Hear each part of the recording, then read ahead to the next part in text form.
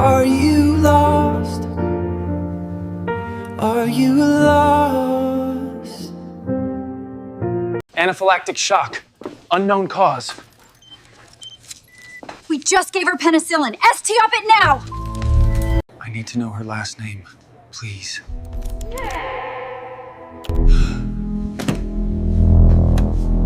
Have you ever paused for a second in your busy life and wondered, is there a moment, a single choice, that could derail the entire track of your destiny? A moment that could shatter every bit of logic, every plan, every fortress you've painstakingly built? Most of us never face that question. We wake up, work, follow schedules, and believe we're in control. Liam Sterling believed that too. Picture a man at the top of the world. From a glass and steel penthouse overlooking Boston's glittering skyline, Liam is a king of the digital age, the master architect of Nexus, a genius AI system, a mind that runs a real estate empire with ruthless precision and efficiency. To him, the world is a string of algorithms.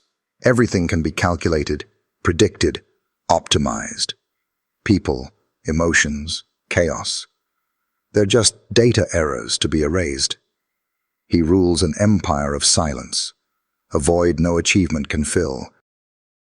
But on one fateful night, as a nor'easter blizzard howls outside, threatening to swallow the city whole, his empire meets a variable it could never compute. His perfect AI system detects something it can't define. Not a car, not an obstacle, just an anomaly, huddled in a forgotten street corner, nearly erased by the blinding snow. And when Liam, driven by an instinct deeper than logic, steps out of his warm glass cage into the storm, he finds it. A girl, maybe 7, purple with cold, clutching a single relic, a silver compass necklace. But that's not the worst of it. As he lifts the fading girl in his arms, her faint breath doesn't carry a plea for help, but a name that couldn't possibly be there, a name from Liam's buried past. Isabel. Today, I'm telling you a story. Not just about kindness in a freezing night. It's a journey into the eye of regret, fate, and the truth that sometimes our greatest mistake is the only path to redemption. That compass isn't just jewelry. It's the key to a truth that could destroy Liam or set him free forever. Join me to uncover the story of Liam and Maya and discover what happens when a heartless algorithm faces a broken heart. That name, Isabel, it wasn't just a sound. It was an earthquake, shaking the foundations of the world Liam Sterling had built. In a moment that stretched into eternity, the howling blizzard outside fell silent. The bone-cutting cold seemed to vanish. Liam's entire universe collapsed to a single word, a name no one in the world should have uttered to him now. Isabel was his mother's name, the woman who died of illness when he was just a teenager, taking all warmth and color from his world, leaving a void he'd spent his life filling with numbers, algorithms, and cold success. That name was a private sanctuary, a memory sealed in the deepest vault of his mind.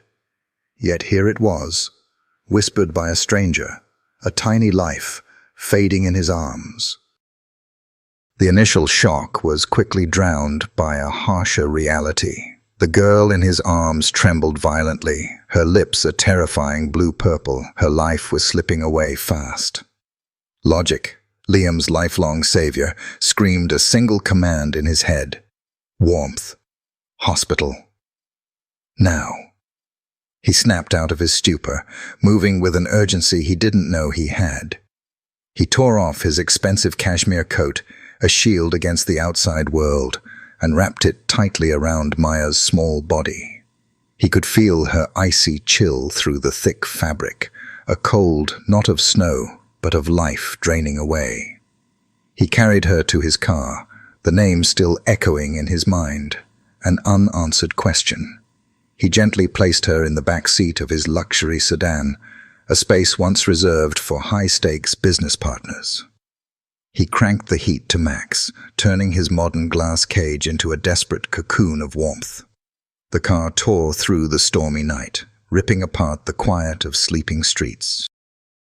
Liam drove with one hand, the other reaching back, lightly touching Maya's shoulder through the coat, ensuring she was still there, still breathing. Each shallow, weak breath he glimpsed in the rearview mirror was a fragile reassurance. He, a man who could predict global stock market swings, couldn't predict this child's next breath. The absurdity of the situation nearly drove him mad. How? How could she know that name? Had he misheard? A hallucination from stress and cold? But no, he knew what he'd heard. The sound was clear, real, like a bell ringing through the storm.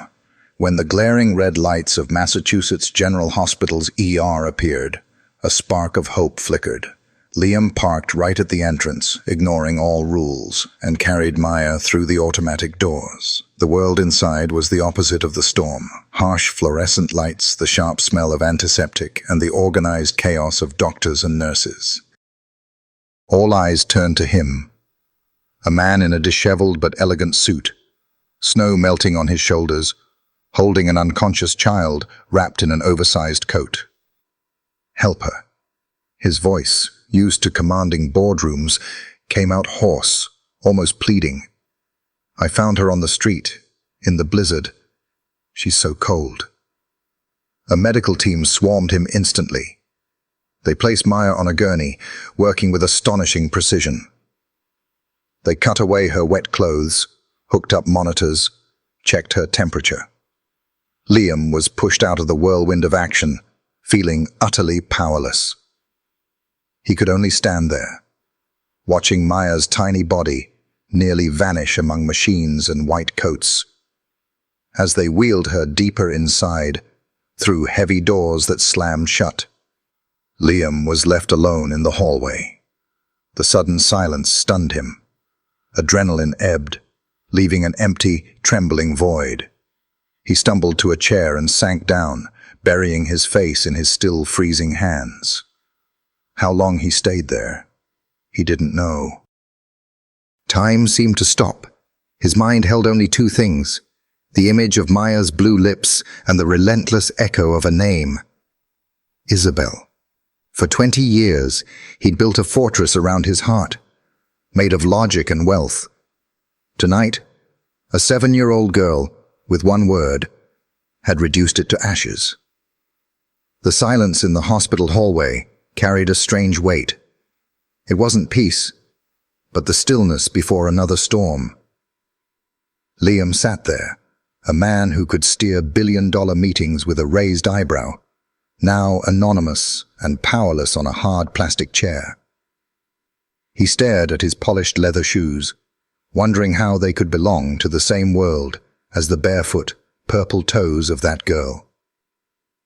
Every few minutes, a nurse hurried past, their quick steps the only sound breaking the monotony. Each time, Liam's head snapped up, a fleeting hope sparking that they'd come with news for him. But they always passed by. He tried to piece the events together, applying the iron logic that built his empire. A lost child, a blizzard, an act of humanity. It all made sense. But that name, Isabel, it was an uncomputable variable, an anomaly shattering every equation. Could she have mumbled something meaningless, and his stressed mind filled the blank with his deepest obsession? He clung to that theory, but it was flimsy, crumbling under scrutiny. He knew what he'd heard. He knew how it felt, like a ghost from his past had brushed his shoulder. After what felt like centuries, a female doctor with tired but kind eyes emerged from the door. She walked straight to Liam. He shot to his feet, heart pounding. "Mr. Sterling," she asked. "We've stabilized the girl. Her temperature's up, and her vitals are slowly normalizing. She's severely malnourished and had acute hypothermia, but she's a fighter. We've started antibiotics to prevent pneumonia. Liam exhaled a breath he hadn't realized he was holding. Thank you, Doctor. Thank God. The doctor nodded, a faint smile crossing her lips. We'll keep her for close monitoring. Your family, yes. Her father? The question stopped him cold. Father? He shook his head. No. I just found her. He hesitated, then added with a conviction that surprised even himself. But I'm not going anywhere. I'll stay until I know she's completely okay. The doctor studied him, her gaze seeming to catch something deeper than his words. She nodded once more and turned away. Relief was just creeping into Liam's chest when a piercing alarm shattered the air. Code Blue, Pediatric Room 305. Code Blue, Pediatric Room 305. The cold voice blared over the intercom. Liam's heart froze.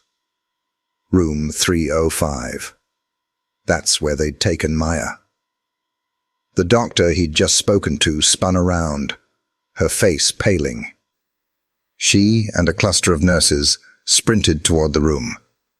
The door swung open and slammed shut. But in that brief moment, Liam glimpsed chaos inside. He stood rooted, blood turning to ice. What was happening? Everything was fine a second ago. The doctor burst back out, her face taut with stress. She's in anaphylactic shock. Severe reaction to the medication. We don't know why. Liam's mind reeled. Anaphylaxis. How? Then, in the panic, a detail flashed. A tiny thing he'd nearly forgotten. The necklace. He shouted, voice breaking. She was wearing a necklace, shaped like a compass. The night nurse at the desk heard him, scrambling through a plastic bag of Maya's belongings. She pulled out a small, silver compass necklace, still damp. Liam snatched it. His hands shook, struggling to open the tiny clasp on its back. Finally, it popped open. Inside wasn't a photo, but a carefully folded scrap of paper. With trembling fingers, he unfolded it. Tiny handwritten words appeared. He read aloud, each word like a hammer blow. Long QT syndrome, no beta blockers, severe allergy to penicillin. The doctor beside him grabbed the paper, her eyes widening in horror. Penicillin. God, we just gave her a dose of penicillin-based antibiotics. She spun, yelling into the room, "Stop the penicillin! Prep epinephrine, max dose!" The medical team dove into a new fight, battling the very drug meant to save her. Liam stood there, the cold necklace in his palm, watching the chaos he'd unwittingly caused and resolved. He wasn't a hero. He wasn't a savior. He felt like a pawn in a fateful chess game he couldn't comprehend. He'd saved her from the blizzard, nearly killed her in the hospital, and then, a secret hidden in a compass, revealed at the brink of death, had saved her again. This wasn't coincidence anymore. It was something else. An invisible, intricate, terrifying thread binding him to this stranger, and Liam sensed that, whether he wanted it or not, he could never break free. Maya's fight for life ended as swiftly as it began. Thanks to the necklace's information, the doctors administered the antidote in time, stabilizing her condition. The doctor from before approached Liam, her face no longer weary but filled with respect and a hint of unplaceable unease. "I don't know what to say, Mr. Sterling," she began, her voice still slightly shaky. "In 30 years, I've never seen anything like this. That information. It came at the very last second. You saved her life, again." Liam didn't hear the praise. He only heard confirmation of something he deeply feared. This wasn't random. He was allowed a glimpse of Maya through a small glass window. She lay still on the bed, her chest rising and falling steadily with the ventilator's rhythm. She looked so small, so fragile among the modern medical equipment.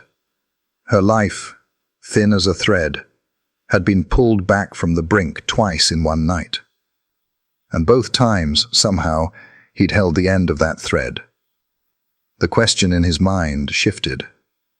It was no longer just, how did she know my mother's name? It had become bigger, scarier. Why me?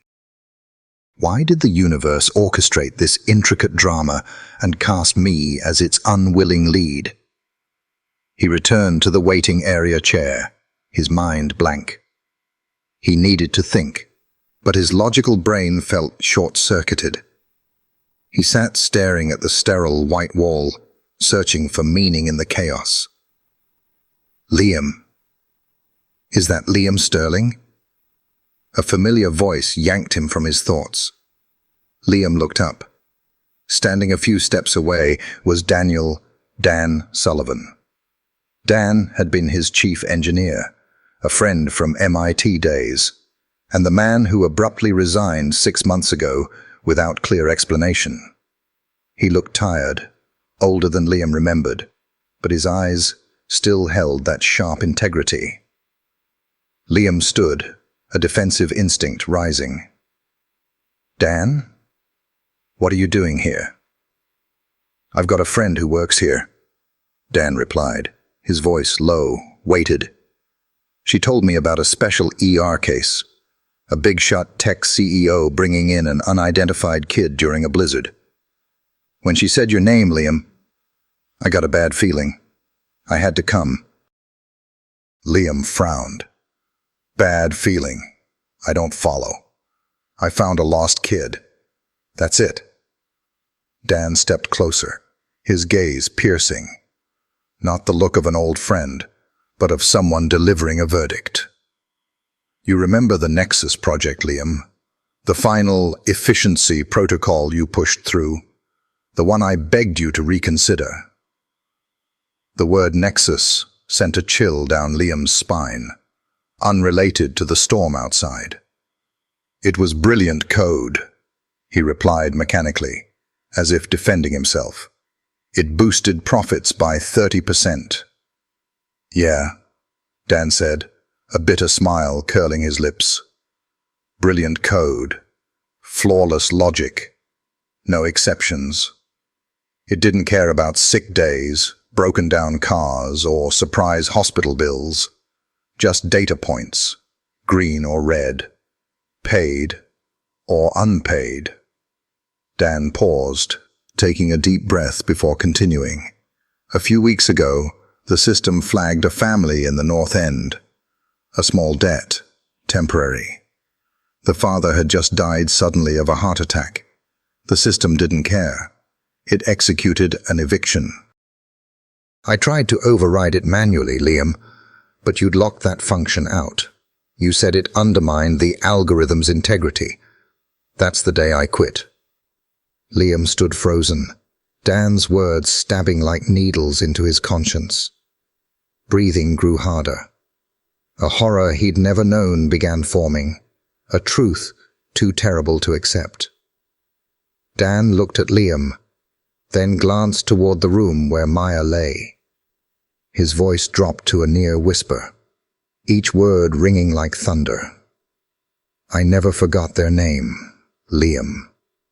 That family was the Novaks. The mother, after losing her husband, struggled with her own illness and her daughter's. She looked a lot like the kid in there. Dan stopped, letting the silence finish the job. He locked eyes with Liam's widening, terrified gaze and asked the final question, the one that would change everything.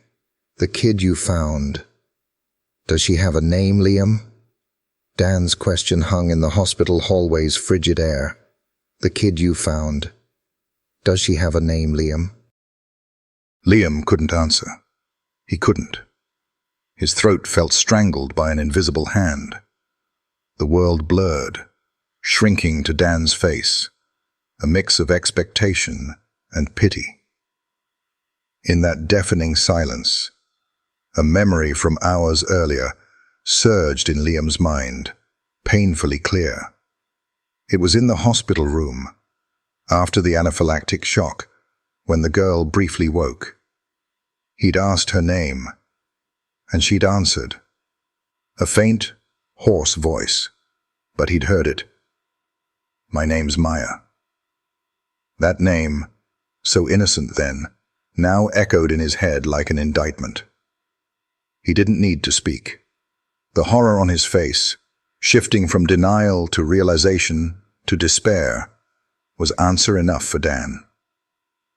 Dan closed his eyes for a second, as if bearing a pain of his own. "I'm sorry, Liam," he said softly, his voice thick with bitterness. "I'm so sorry." But Liam wasn't listening anymore. Part of him frantically clung to denial. It couldn't be. It had to be a cruel coincidence, a nightmare. His logical mind, in its final throes, screamed for proof. Absolute proof. He shoved past Dan, rushing to the nurse's station where he'd stood minutes ago. His demeanor had changed entirely. No longer a concerned guardian, he was a man cornered, eyes wild with desperation. "The girl," he said, voice urgent, pointing toward room 305. "Her file. I need her last name. Now." The night nurse looked at him warily. "Sir, I'm sorry. That's private information. I can't." "Please." Liam nearly roared, his usual calm shattered.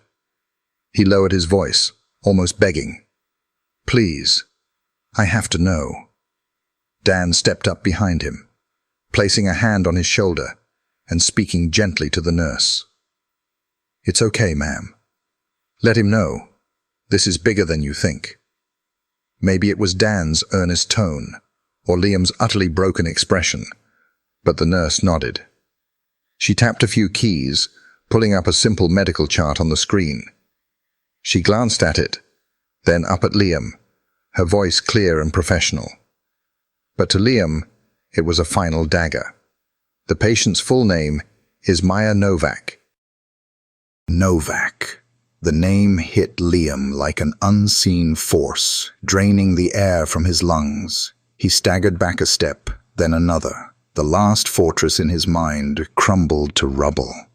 A flood of horrific images flashed through his head like a broken reel. The computer screen displaying the Novak family's file, the red eviction stamp blinking. Desperate emails from the girl's mother, begging for an extension, met with Nexus's cold, automated replies. The code he'd written himself, sealing their fate. Maya's small face in the blizzard. The whisper of Isabel, the life-saving compass. All the scattered pieces, the seemingly supernatural coincidences, now locked into a complete, devastating picture. The fate he'd felt wasn't some cosmic setup to make him a hero. It was a perfectly executed sentence. He was the one who'd driven this family to ruin, and by a twist of irony, he was the one who found the last fragment of the tragedy he'd caused. He wasn't the savior, he was the cause. He turned away, slumping against the cold hallway wall, struggling to breathe as his chest felt crushed. Dan stood silently behind him. No words could fit this moment. The mystery of Isabel resurfaced, but with a new meaning. It wasn't a random coincidence anymore. It felt like a judgment, a message from his late mother, delivered through the child whose life he'd destroyed. Was it a reminder, an accusation, or a final chance at redemption? Liam Sterling, the man who'd built a world on order and logic, now stood alone amid the wreckage of truth. He had the answer he'd sought, and it was worse than any nightmare he could have imagined. Liam didn't know how long he leaned against that wall. Minutes, a lifetime. It felt like his soul had been ripped out, leaving an empty shell shaped like Liam Sterling. Every achievement, every award, every $1 billion in his accounts now loomed in his mind as evidence of a crime. He hadn't built an empire. He'd built a machine that crushed innocent lives, painting it gold to hide the bloodstains. He was a monster in a tailored suit. Liam.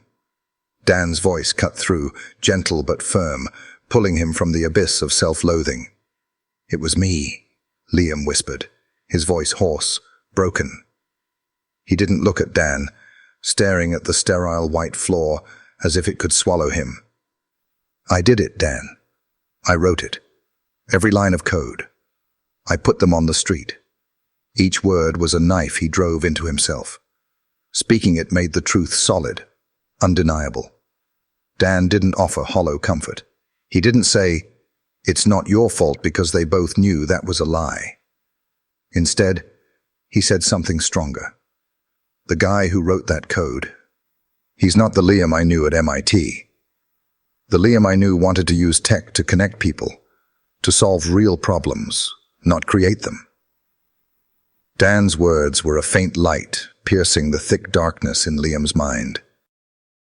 They reminded him of another self, a forgotten version, a young idealist worn down by ambition and loneliness. "That guy's dead," Liam said bitterly.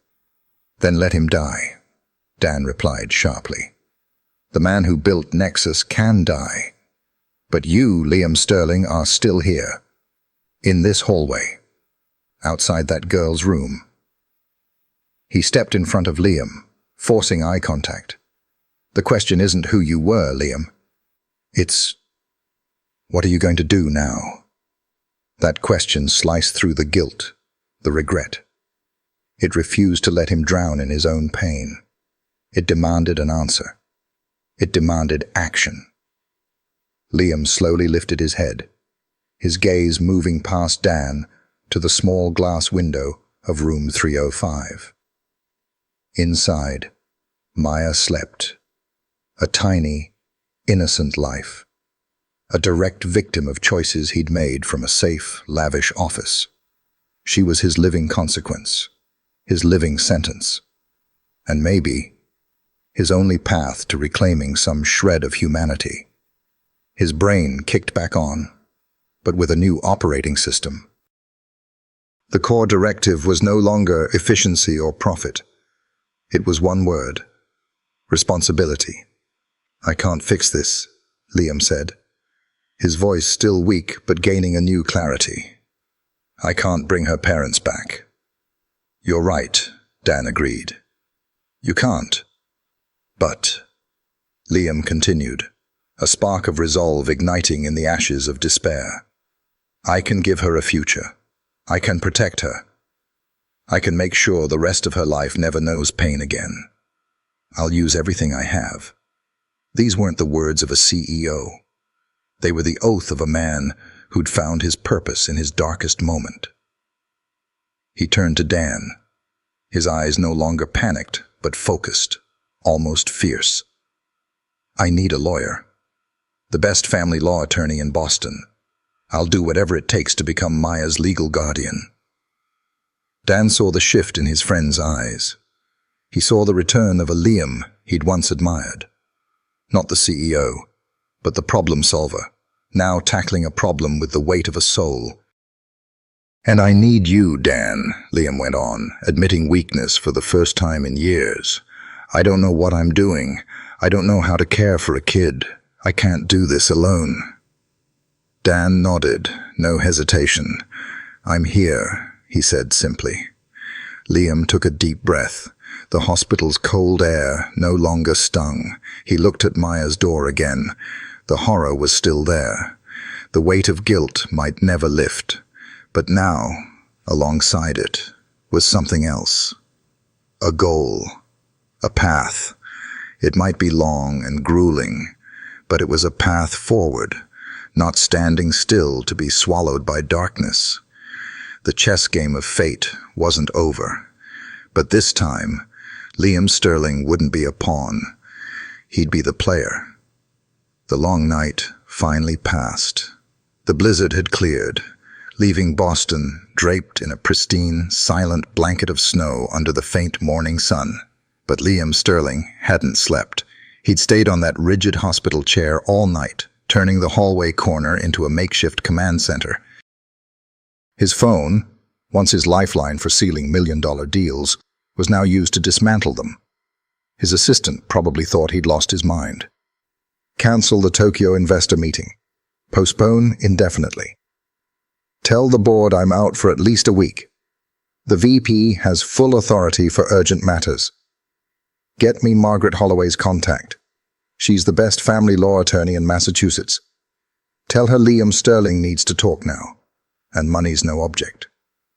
Dan sat across from him, quietly watching. He saw a different Liam, still decisive, still terrifyingly efficient, but with a new purpose. The engine driving Liam Sterling had been reprogrammed. He wasn't building an empire anymore. He was trying to save a soul, maybe his own. As dawn broke, a nurse reported that Maya was awake and stable. The doctor said Liam could visit briefly. His heart, hardened by countless high-stakes negotiations, raced. He, who could face a boardroom without blinking, felt fear at crossing a simple door. Because beyond it wasn't a partner or rival. It was a living verdict, a tangible reminder of his guilt. He took a deep breath and stepped in. The room glowed with morning light.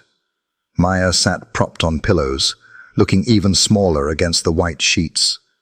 The monitors beeped softly, no longer threatening.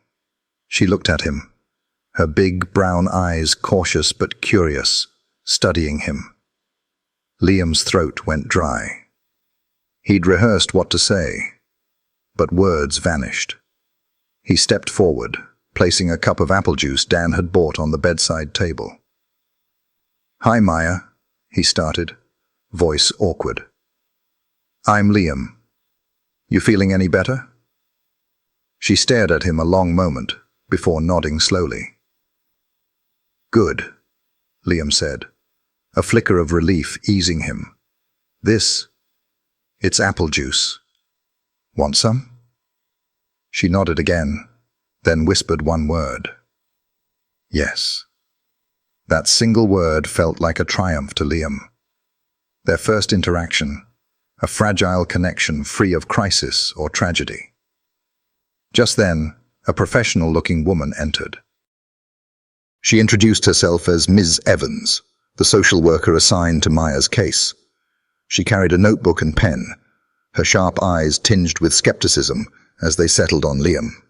"Mr. Sterling," she said, "I understand you're the one who found Maya.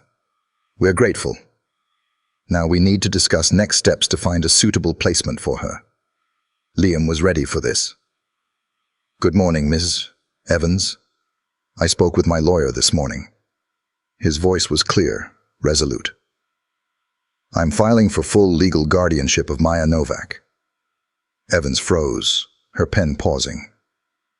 "Sir, I don't think you understand. It's a complex process.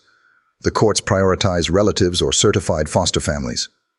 "I understand," Liam cut in, unflinching. "And I have the resources to see this through. I won't let her go into the system. Maya's coming with me."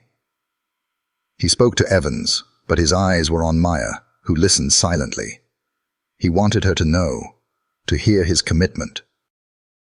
"You won't be alone anymore, Maya," he said, his voice soft but firm. "I promise." After Evans left, leaving tension and unanswered questions in her wake, Liam felt drained but resolute. A legal battle loomed. The world would judge him. He didn't care. He turned to leave, giving Maya time to rest. As he neared the door, a faint voice stopped him. "Mister." Liam turned back.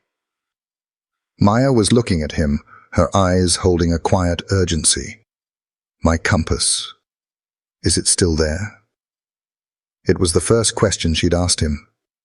Not about health or food, but about her last link to her past. Liam's throat tightened. He reached into his coat pocket, fingers brushing the cool metal of the compass necklace. He stepped back to the bed, opening his hand. The silver compass gleamed faintly in the sunlight.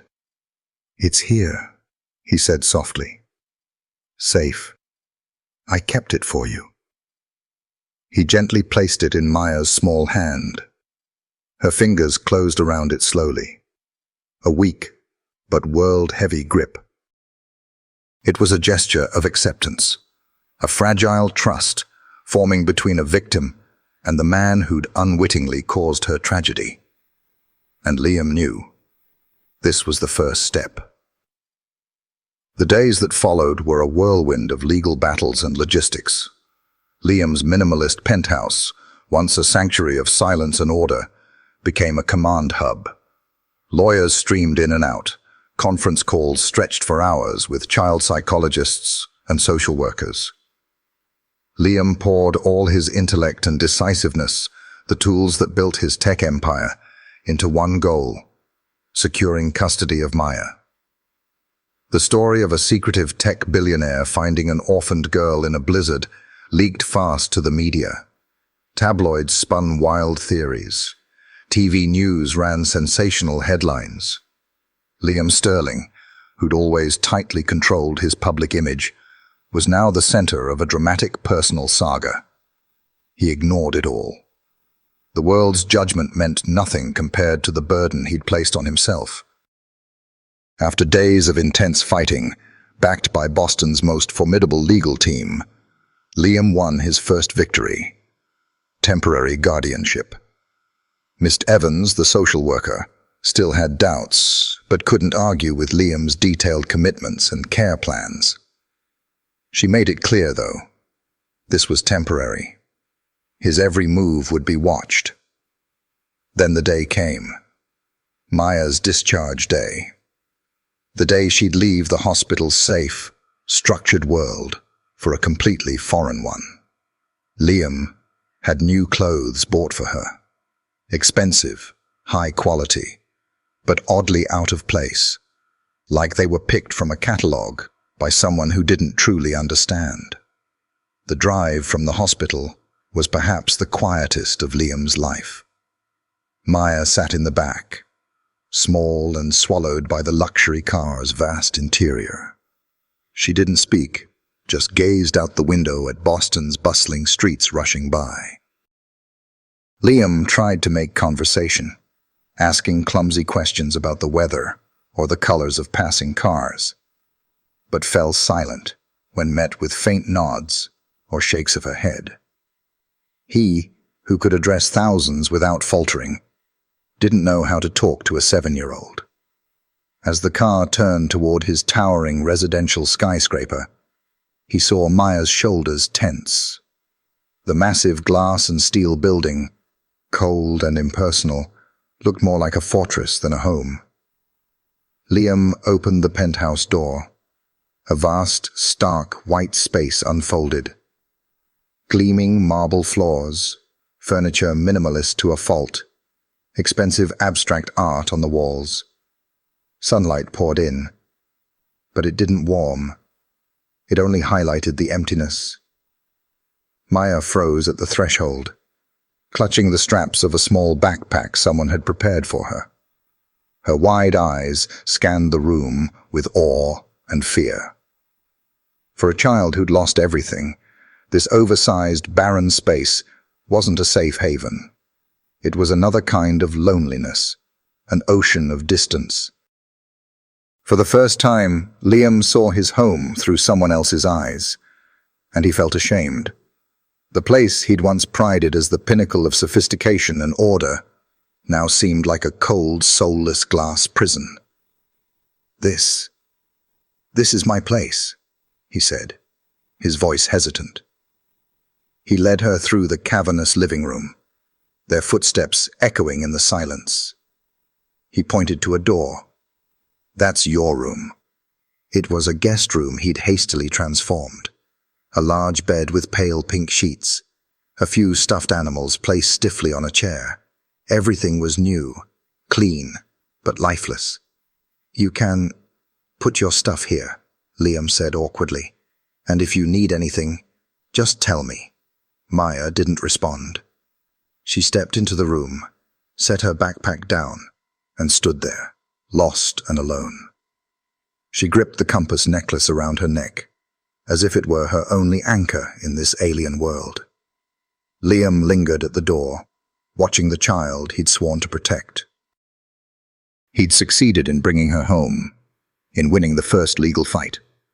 But seeing the fear and loneliness in Maya's eyes, he knew the real battle was just beginning.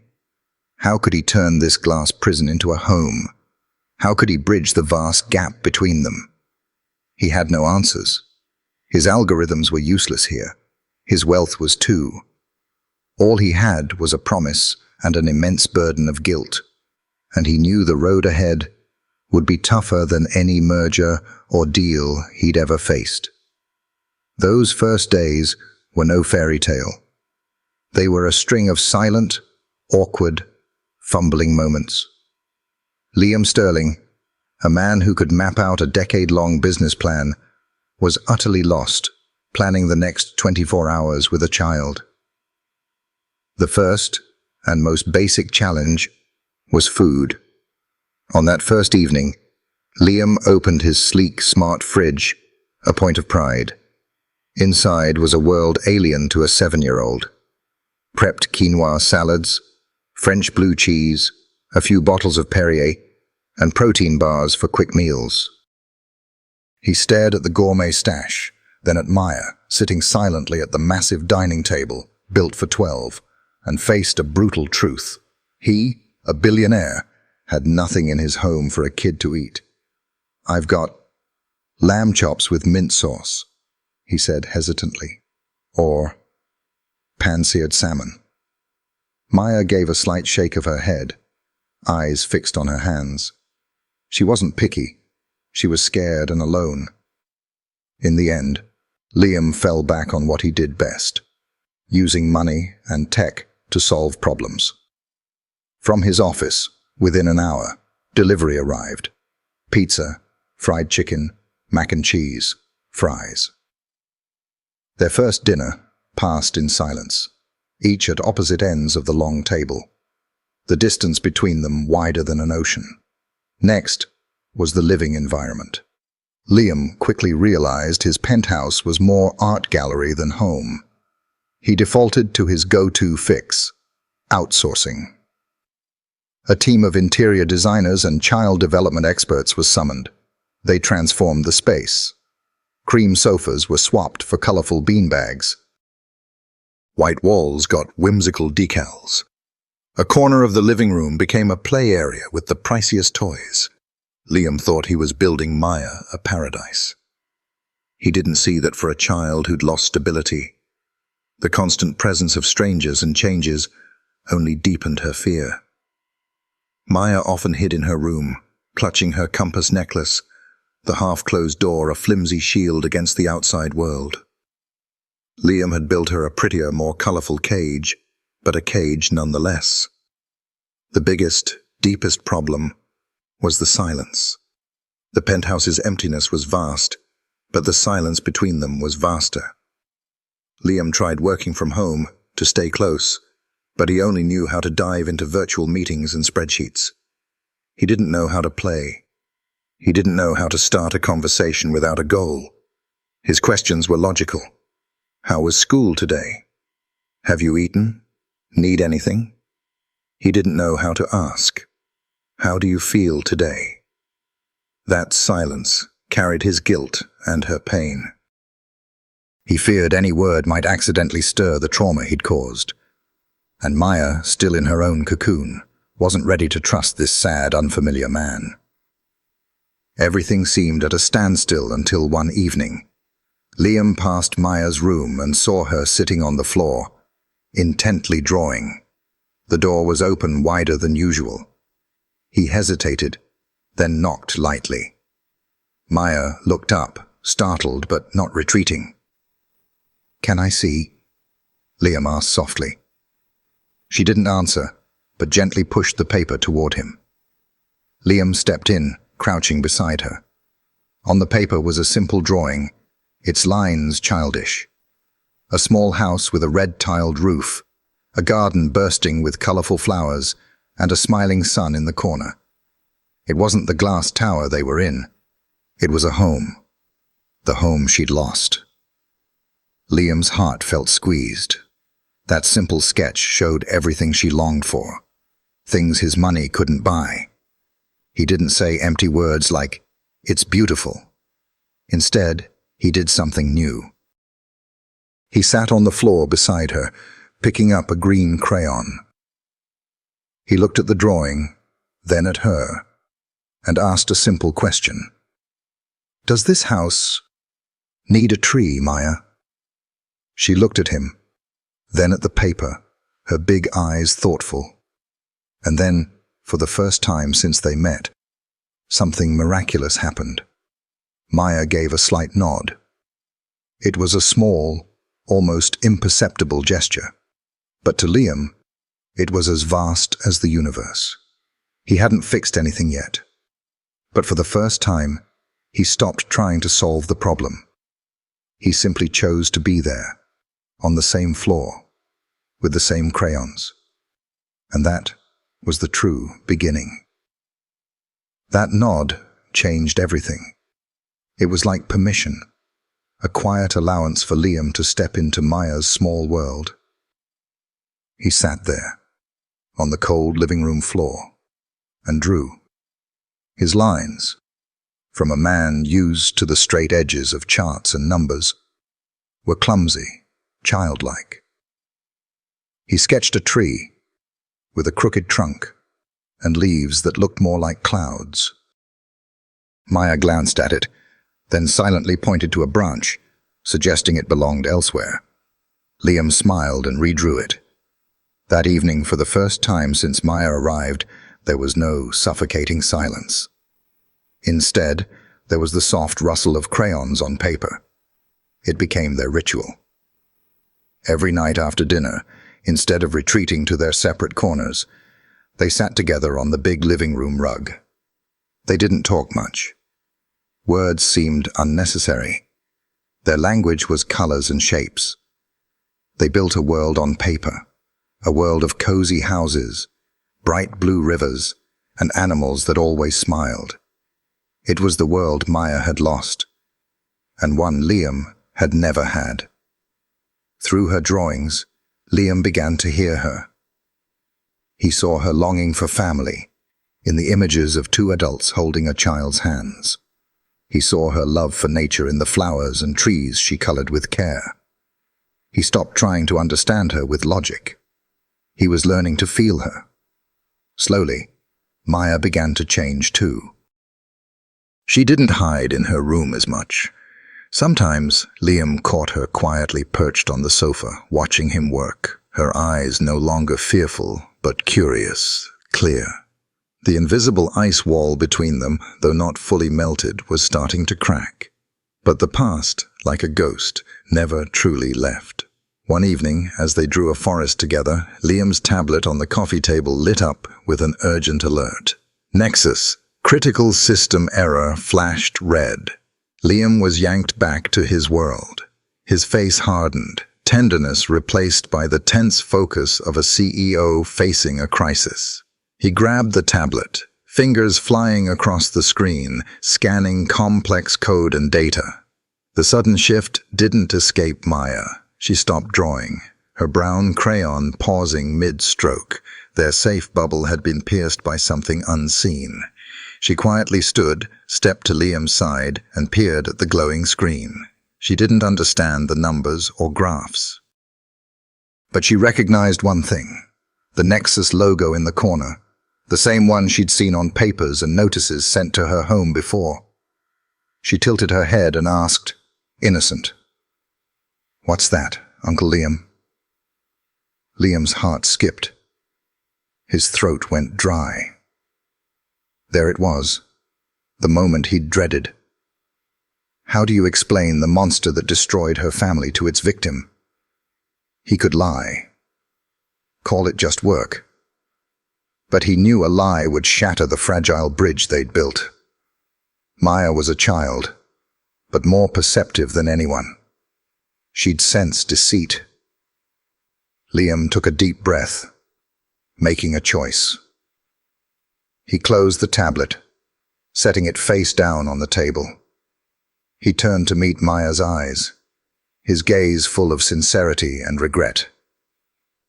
"It's an old computer program I made, Maya," he said, his voice low, heavy. "It was very smart, but it had no heart. And it made a big, big mistake. A mistake that hurt a lot of people." He paused, looking deep into her eyes, letting her see the pain in his. "And I'm so sorry for that mistake." He didn't say he created it. He didn't say it targeted her family. He owned the program's guilt and offered his deepest remorse. Maya looked at him. She might not have grasped the full meaning, but she understood the feeling. She saw the sorrow and guilt on the face of the man caring for her. And then, she did something Liam never expected. She reached out her small hand, not to pull away, but to rest it on his larger one, still gripping the tablet. A gentle pat, a simple gesture of comfort. The victim was comforting her wrongdoer. In that moment, Liam felt a surge of emotion so strong he could barely breathe. He realized this child, despite unimaginable loss, still held a pure, boundless compassion. He knew one day he'd have to tell her the whole truth, but now, in this moment, he felt hope. Hope that when that day came, her compassion would outweigh her pain, and the bridge they were building would be strong enough to hold. Maya's comforting touch became a turning point in Liam's mind. He realized trust wasn't built with expensive toys or a colorful room. It grew from honest moments, from sharing joy and sorrow. The drawings of a happy home on paper weren't enough. Maya was living in his world, a place alien to the memories that shaped her. A bold but necessary idea formed in Liam's head. He had to take her back. Of course, he didn't act alone. He had a long talk with the child psychologist he'd hired. Could it hurt her more? He asked, worried. The psychologist explained, avoiding the past entirely can make a child feel their memories are wrong or shameful. Done carefully, revisiting a familiar place can help her reconnect with herself. It lets her see that, though things have changed, what she experienced is real and valid. Most importantly, she must feel safe, and you need to be there with her. Armed with that advice, Liam approached Maya gently one weekend morning. "Maya," he began as they ate breakfast together, "want to go for a walk? Maybe to your old neighborhood. I heard there's a nice park there." Maya stopped eating. She looked up, her big eyes searching his face. He saw no fear, just surprise and a hint of curiosity. The North End. It held everything she'd once had. After a quiet moment, she nodded, a nod more certain than ever before. This trip was different. The silence in the car wasn't heavy or awkward.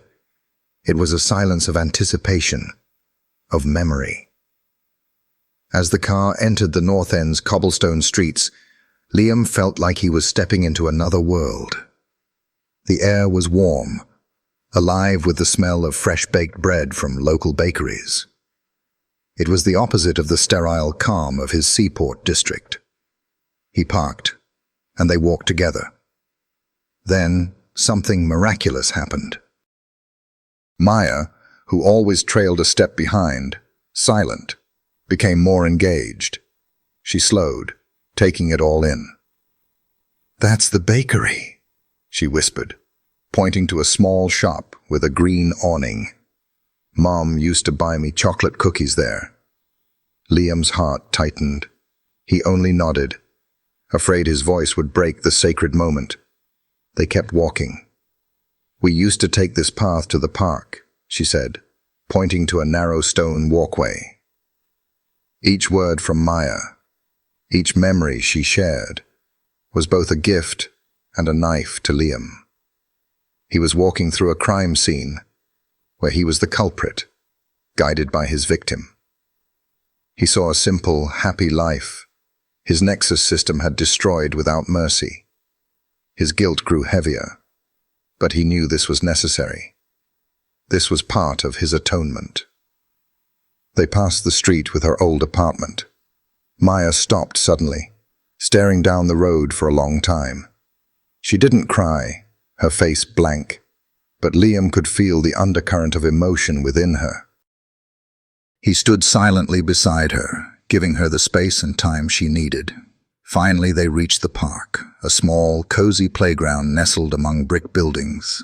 Maya looked at it for a moment, then walked slowly to the swings. She sat on one, her small feet not touching the ground. Then she turned to Liam, her wordless gaze carrying clear expectation. Liam understood. He stepped behind her, placing his hands gently on her back. "Ready?" he asked. She nodded. He gave a gentle push. The swing lifted. Then another, a bit higher. The breeze tousled Maya's blonde hair. She stayed silent, but Liam could see the tension in her shoulders ease. And then, as the swing reached its highest point, the sound he'd longed to hear finally came. Not a loud laugh, but a small, genuine smile broke across her lips. He was helping her create a new, joyful memory in a place filled with old ones. He realized healing wasn't about erasing the past, but learning to live with it, building new joys alongside old sorrows. Watching Maya's smile, Liam felt an unfamiliar peace.